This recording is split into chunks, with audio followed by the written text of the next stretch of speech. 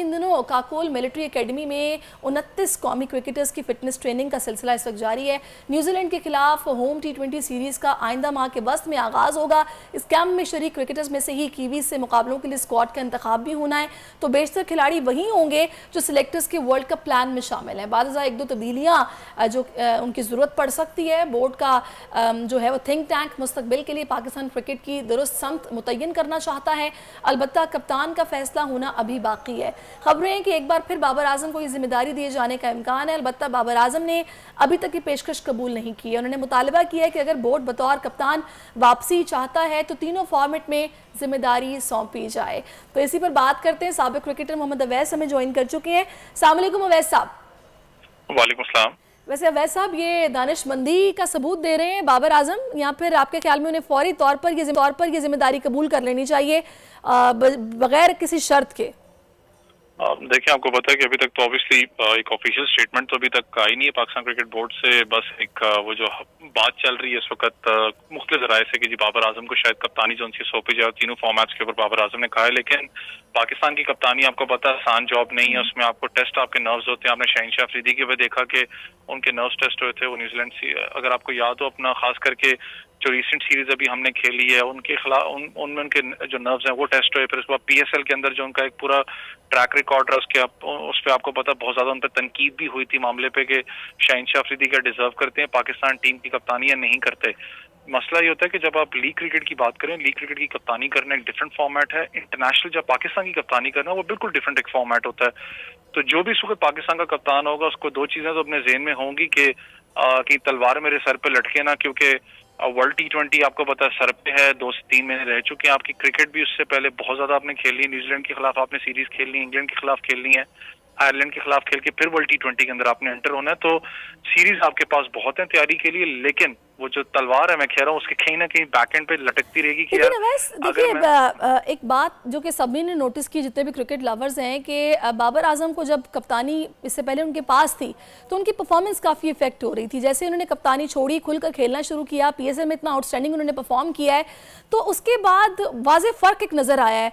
तो बहुत सारे लोग हैं जो ये सोच रखते हैं कि इन्हें नहीं एज अ कैप्टन सर्व करना चाहिए, बस अपना खेल खेलना चाहिए जिस तरह खेलते हैं। मैं भी अपना अगर बात करूं तो मैं भी इस हक में था कि अगर बाबर आजम कप्तानी से अगर साइड पे होते हैं तो शायद ज्यादा फील रिलैक्स हो, उनकी बैटिंग के अंदर वो ज्यादा फोकस करेंगे। लेकिन मैंने कहा कि कप्तानी एक ऐसी चीज है, अगर आप उसके अंदर अपना सस्टेन कर जाते हैं प्रेशर, तो आने वाले वक्तों के अंदर ऑब्वियसली आपको एक ग्रेट कप्तान माना जाता है। लेकिन वो दो चीजें होती हैं। अगर बाबर आजम की बात करूं तो कैप्टनसी का जो प्रेशर था, फिर अनफॉर्चुनेटली जो PCB के अंदर मामला होते रहे, आपको याद है ऑडियो कॉल की बात करें चाहे दूसरे मामला हो, कप्तानी वर्ल्ड कप जब सर के ऊपर आपकी टीम की वैसे ही मुश्किलात से 2-4 थी कॉम्बिनेशन में, तो इतनी चीजें जब लीक होने स्टार्ट हुई, जो भी मामला हुए, तो एक प्रेशर बिल्ड होता है कप्तान के ऊपर। उसके दिमाग में बहुत सी इंसान है ना, उसके दिमाग में बहुत सी चीजें आती हैं कि यार क्या टीम में से तो नहीं किसी ने चीजें लीक की, जैसे शहनशाह अफरीदी और आपको पता बाबर आजम को भी कोशिश की गई थी लड़ाने की आपस में कि जी, फिर वो चीज आती है कि कहीं शाहीन ने तो नहीं कोई डिप्लोमेसी अपना बनाई। फिर ऑब्वियसली बाबर के शाहीन के दिमाग में है कि यार मैं ऐसा नहीं हूँ, कप्तान के कैसे जेन से निकालो। तो बहुत सी चीजें आपको पता क्रिकेट बोर्ड में चलती हुई हैं। लेकिन फिर मैं यही कहूंगा, अगर क्रिकेट बोर्ड आ चुका है, चेयरमैन PCB आ चुके हैं, कुछ पॉजिटिविटी चल भी रही है चीजें वहां पर, चाहे स्टेडियम अपना उनको स्टेडियम को रिनोवेट की बात करें। बिल्कुल, लेकिन वैसे चीज और भी है। क्या वजह है कि हम, ठीक है बाबर बहुत अच्छा परफॉर्म कर रहे हैं, लेकिन उसके बावजूद और भी एक दो क्रिकेटर्स, एक दो नाम ऐसे हैं जो कि बतौर कैप्टन बड़ा अच्छा सर्व कर सकते हैं। क्या वजह है कि बाबर का ही सोचा जा रहा है, किसी और की तरफ नहीं ये लोग जा रहे?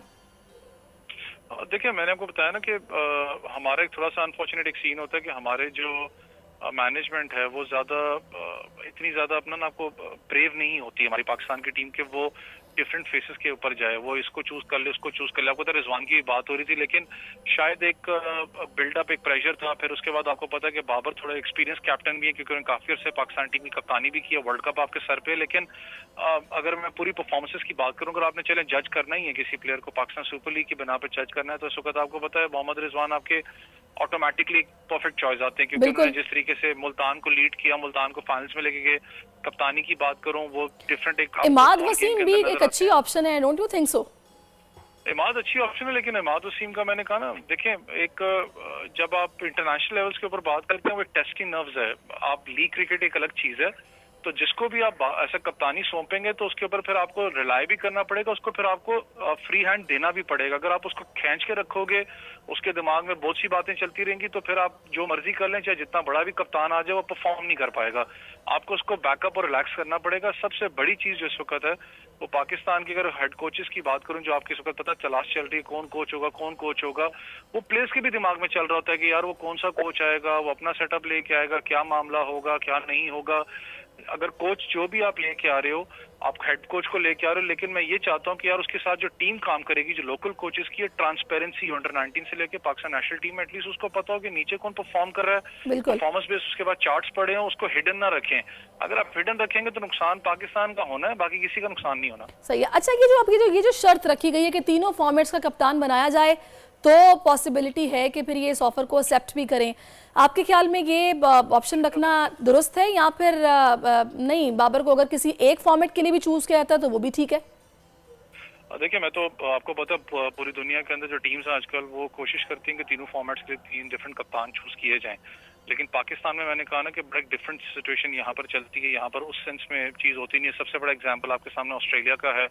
अगर आपको याद हो कि अभी जो उनके कप्तान इस वक्त हाजिर सर्विस हैं, वो बहुत तगड़ा कप्तान है। उसने वर्ल्ड कप में भी दिखाया कि जिस तरीके से वर्ल्ड कप उसने जीता, उसके बाद उसने आपको पता है कि बहुत से टेस्ट मैचेस के अंदर भी ऑस्ट्रेलिया को जितवाया, लेकिन स्टिल उनको साइडलाइन करके फ्यूचर प्लान्स के लिए मिचेल मार्श को वो लेके आए हैं। चलें जी, देखते हैं, let's see what will happen in next few days कि क्या होता है, कौन कैसे एक्सेप्ट करता है। Thank you so much Awais साहब, आप हमारे साथ मौजूद इस हवाले से अपना हमें ओपिनियन दिया है। सब्सक्राइब करें और बेल दबाएं ताकि कोई खबर रह न जाए।